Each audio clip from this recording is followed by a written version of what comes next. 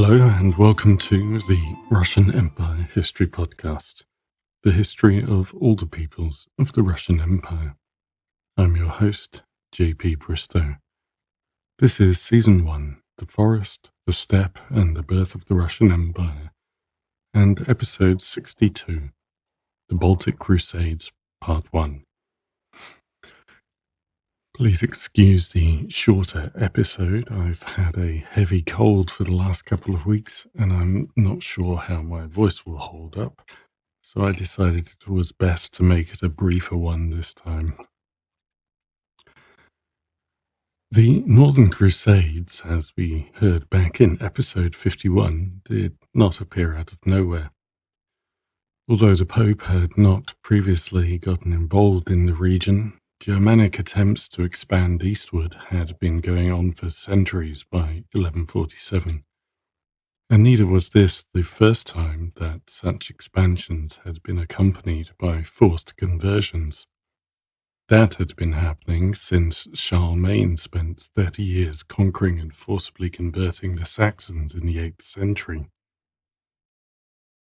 The Poles had also already tried to impose forced conversion on the Pomeranians in their own efforts to control the Baltic coast. But by the 12th century, things were looking different. Scandinavia had its own independent Christian kingdoms. The Holy Roman Emperor had too many problems in the south to worry about his northern borders. The Duke of Saxony might still look to the east and even go to war against the Western Slavs, but these were border skirmishes, not official imperial expansions or missions of conversion.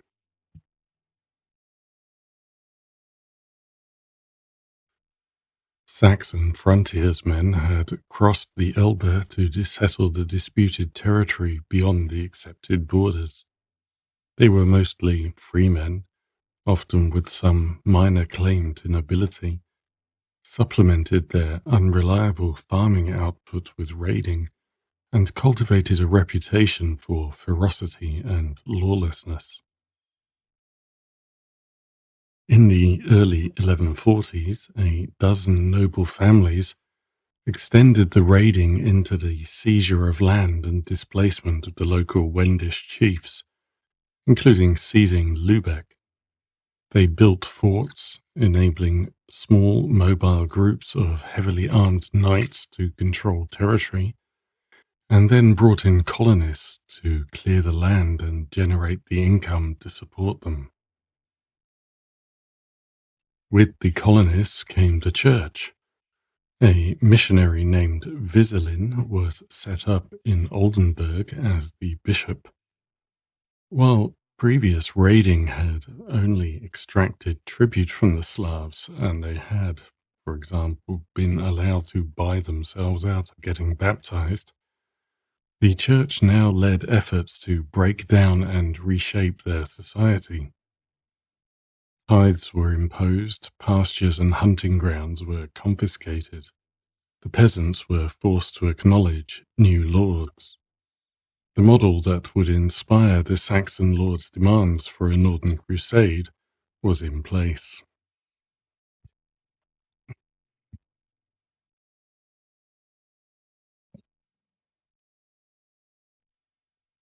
As we have already heard, the First Crusade attempt in 1147 was a failure, at least in its ecclesiastical objectives.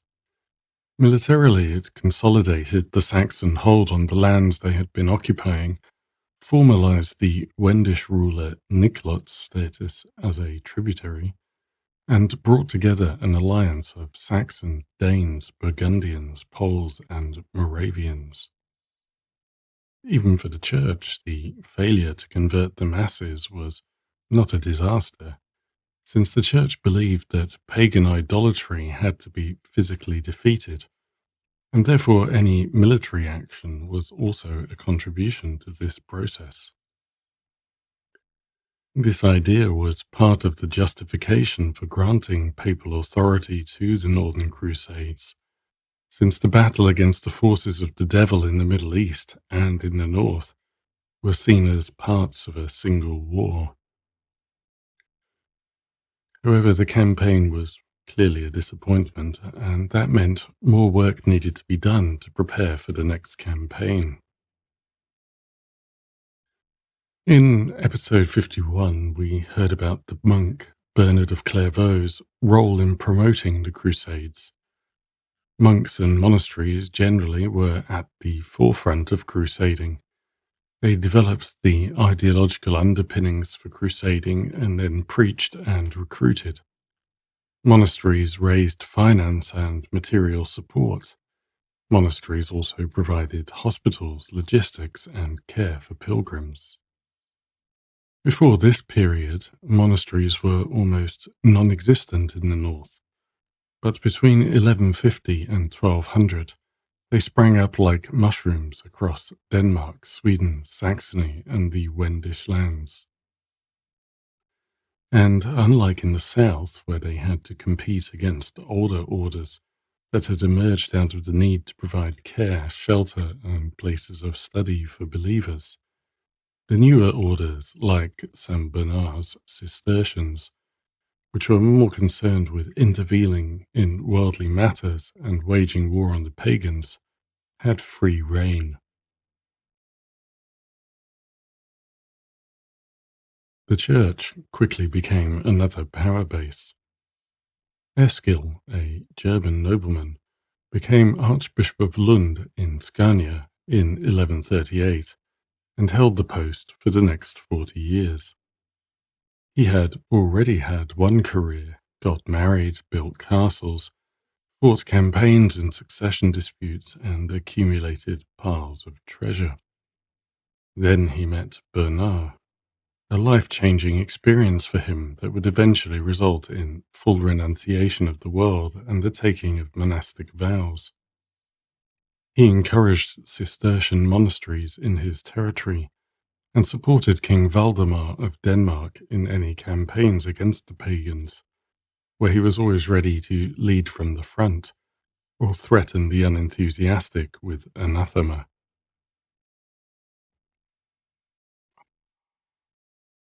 Eskil appointed the first missionary bishop to the Estonians, Fulk, as well as other monks sent across the sea.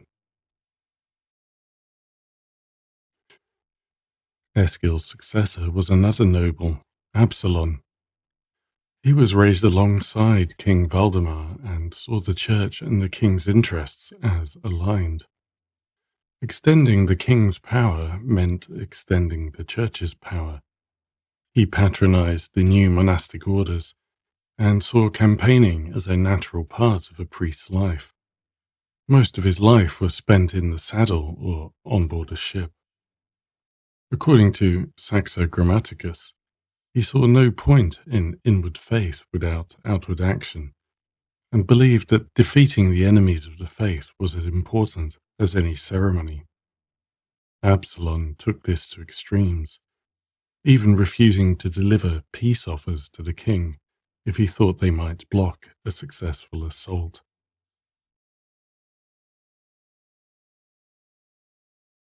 It's no accident that the most implacable of the early Crusaders were on the Danish side. The Danes fought for territorial rights and to convert the pagans, but they did not settle en masse and live alongside the indigenous populations. For the Saxons, conversion and accommodation with the inhabitants of the lands they were occupying quickly became at least as important as military victory. Bishop Vizelin was succeeded by Bern, also a Cistercian. He managed to persuade Pribislav, son of Niklot, to convert.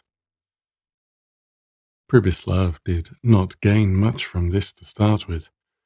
He was expelled from his territory by Henry the Lion, but through hard work he managed to recover his position, although now in the position of tributary.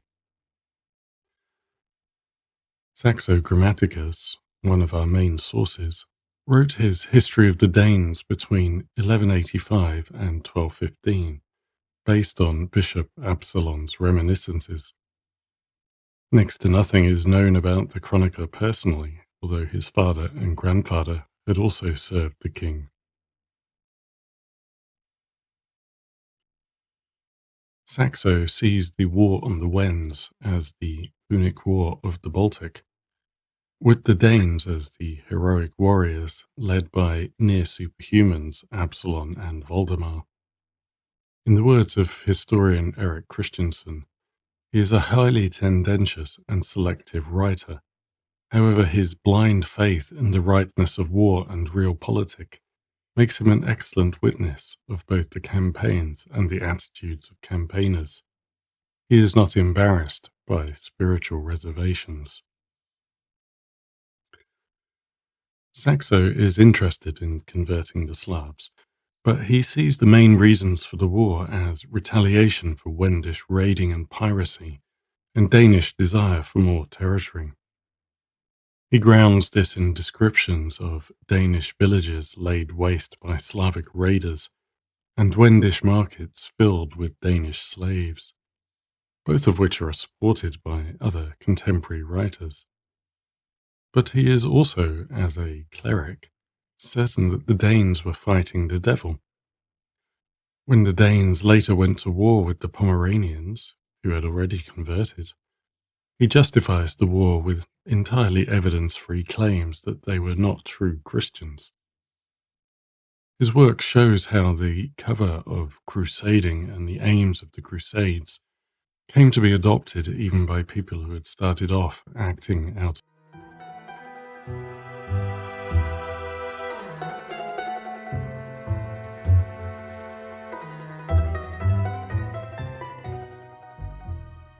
After their first attempt, the Danes and Saxons continued to fight the Slavs without any papal endorsement. It wasn't that the Pope had any objections, just no one had included him in the discussion. In 1169, Pope Alexander III wrote to Absalon to congratulate him on the conquest of Rügen, which remains part of Germany today. He was not involved, he just happened to hear the news from a delegation. 2 years later, Alexander did send a crusading bill north, but he apparently thought that the wars with the Slavs were over and the new target was the Estonians. But subsequently, the Slav wars were also treated as if they had been part of the Crusades. Actually, they had been motivated by the usual aims of wealth and prestige. Henry the Lion and Valdemar had managed to keep good relations with Niklot of the Arbitrates and Ratibor of Pomerania for 10 years after their first crusade. But the Slavs continued their piracy and the Saxons continued to pick away at the frontier lands. Henry and Valdemar cooperated in a couple of punitive raids, which led them to think that they worked well together. The result was a combined operation where Valdemar worked along the coast and conquered Rügen, while Henry led his army into the Slavic hinterland. He killed Nikolot, drove out his sons, and divided the Arbitrite lands among his followers and bishops. A few years later, the Arbitrites rebelled under Pribyslav's leadership and succeeded in destroying one Saxon army sent against them. Once again, the Danes attacked the coast, while the Saxons attacked the towns and country. They drove out Pribyslav, but were unable to consolidate their winnings. In 1168, Valdemar completed the conquest of the Rugians, destroyed their temples, and made them tributaries. The Danes moved on to the Oder, now in Poland, and continued their campaign against the people called the Lutetians. Henry moved against the Pomeranians, forcing their princes, Casimir and Bogislav, to accept him as overlord. When Henry was overthrown, the Pomeranians and Abbotrites were forced to accept Danish overlords, now Valdemar's sons, as well as the power of the counts of Holstein, Schwerin, and Ratzeburg on the Saxon border.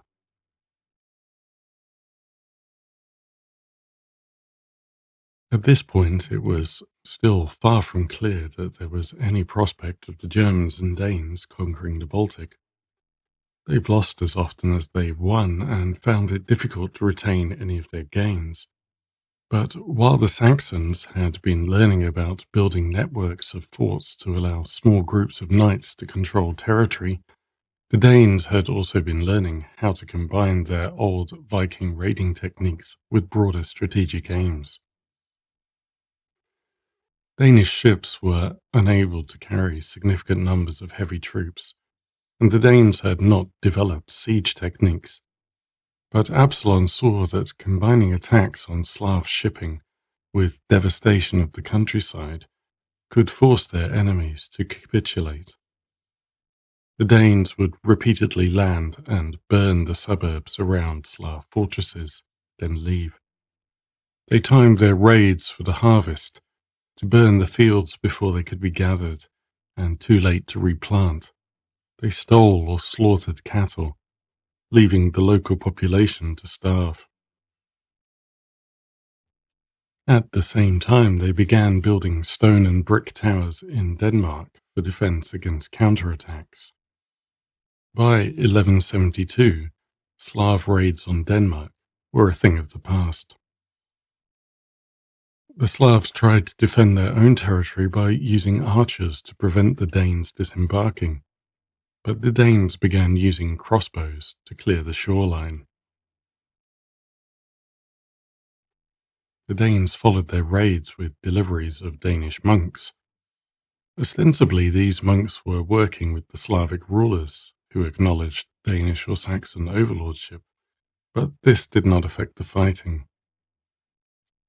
The region around the Oder estuary was devastated to the point that the entire population was killed or fled, and towns like Wolgast, Usedom, Volyn, and Kamin stood empty.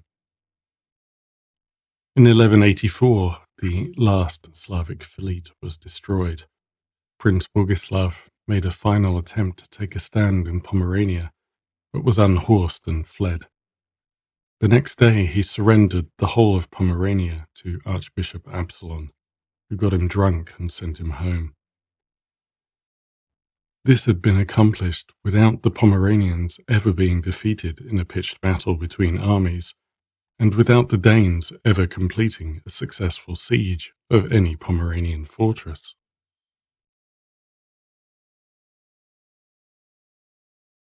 So why did the Slav princes let the church in, if it undermined their ability to rule their people? It seems that they understood fairly early on that they were fighting a losing battle, and they saw the church as a way to hold on to power, albeit with reduced status. Henry had initially tried to expel the Slav nobility, and often even the common people, from the land he acquired, preferring to settle it with Saxons. But the rebellions had persuaded him that it was easier to have his own vassal Slavs, and Valdemar took this experience on board in his conquests. But converting the masses undermined the Slav lord's power base, and so the wars remained wars of conversion. We can think back to earlier discussions of how the Slavs, Khazars, or Bulgars adopted official religions with an eye to preserving their independence, and see how this was no longer an option for the Western Slavs and Balts.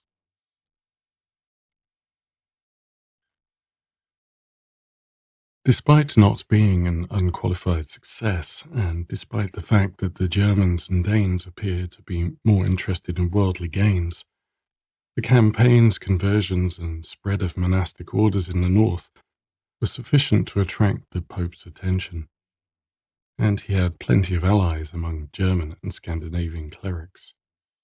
This led to the issuance of that papal bull for a crusade against the Estonians and Finns in 1172, granting anyone who fought against the pagans remission of sins equal to those who fought in the Holy Land. It would take another decade for implementation, until the Danes were ready to launch a large-scale attack on the Estonians in 1184. That campaign is not especially effective either and gets abandoned halfway through to come back to that war with the already Christian Pomeranians that we just mentioned. Before the Northern Crusades can successfully conquer and convert the Baltic, a couple of other players need to arrive on the scene. Players less affected by the personal interests of the German and Danish rulers, but equally interested in conquest, conversion, and colonization. You're probably all familiar with the monastic military orders of the Middle Eastern Crusades, Templars, Hospitallers, and other smaller orders. The Templars were founded to protect pilgrims. The Hospitallers, as the name suggests, were founded to provide care and then later militarized. Another order began in a similar way. A group of crusaders from Bremen and Lubeck founded the Teutonic Order at the Siege of Acre in 1190 as a field hospital. 8 years later, it was also militarized, modeling itself on the Templars and shifting its focus to the new crusade in the north. Around the same time as the Teutonic Knights were moving from the Middle East back to Northern Europe, Bishop Albert of Riga founded the Livonian Brothers of the Sword, warrior monks, mostly German, with a mission to protect priests and missionaries and aid in the conversion of the Baltic peoples. They received the official sanction of the Pope in 1204. After 50 years of testing the waters, the 13th century was going to see a different kind of crusading in the north. The two orders will later merge and come to control most of the Baltic, creating a theocratic state by conquest that at its height will rule Prussia, Chelmno, Courland, Gotland, Livonia, Estonia, Neumark, Pomerelia, and Samogitia. Join me next episode as we continue the story of the Baltic Crusades. Thank you for listening, and until next time, goodbye.